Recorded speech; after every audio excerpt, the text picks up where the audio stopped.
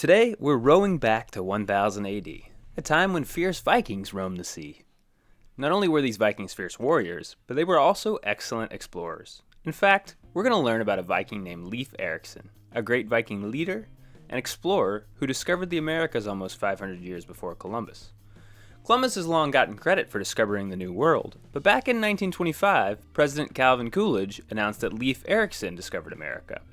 Eventually, Leif Erikson Day became a holiday. It's Leif Erikson Day! Hinga-dinga-durgan!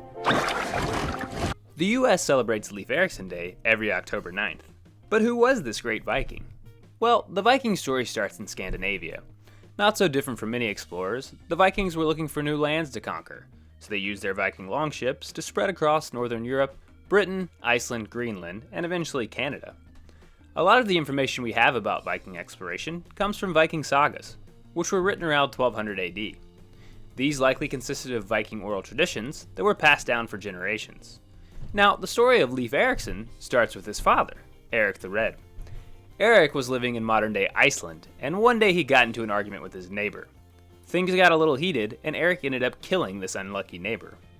After committing such a horrible act, Eric was forced to flee with his friends and family to a new land. His loyal Viking horde sailed west until they reached Greenland. Now, this journey was no easy feat. Eric and his Vikings would have had to sail farther north than the doomed Titanic, which would eventually hit an iceberg and sink. Greenland was a cold place, like a frozen desert, with little vegetation or trees. Now, Eric strategically chose the name Greenland to make it sound more like a pleasant, not icy place to live, so other Vikings might be tricked to moving there. Now, here's where Leif Erikson comes into the story. There are two versions of the Viking story about how Canada was found.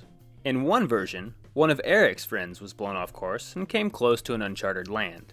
Now, in another version, Leif Erikson was the one blown off course. He was on his way back from Norway, where he had served in a Viking court and had been converted to Christianity. He was bringing the Christian faith to Greenland. Regardless of which version is true, Leif was in Greenland, and he was beginning to become a leader amongst his Viking peers. He knew about an uncharted land to the west, and he gathered a group of Vikings to join him on an expedition to this new land. They set out on their ships and landed on a frozen glacier. They called it Helluland, or Slabland. Here, Leif likely met a group of natives and was successful in trading with them. Now, Leif wasn't very satisfied with this frozen land because he was looking for something that was more of an upgrade from Greenland. So he took a different route to North America, and the second time it paid off. He landed in a place that was beautiful and covered in wild grapes, so he called it Vinland, or Wineland. Here, Leif was able to load his ships with these grapes and with strong timber for building Viking ships. Modern science has since backed up the Icelandic sagas and the story of Leif Erikson discovering the New World. Multiple places in Canada contain artifacts dating back to 1000 AD, when Leif would have taken his voyage. This includes evidence of smelted iron ore and Viking-style longhouses that wouldn't have been attributed to the natives that resided in the area at that time. Leif Erikson and his happy band of Vikings didn't retain a permanent settlement in the New World, which is probably why he rarely gets credit for discovering America. But as society continues to question the past actions of Christopher Columbus and celebrates Leif Erikson Day, it's likely Leif will begin to be featured as the discoverer of the New World by history books.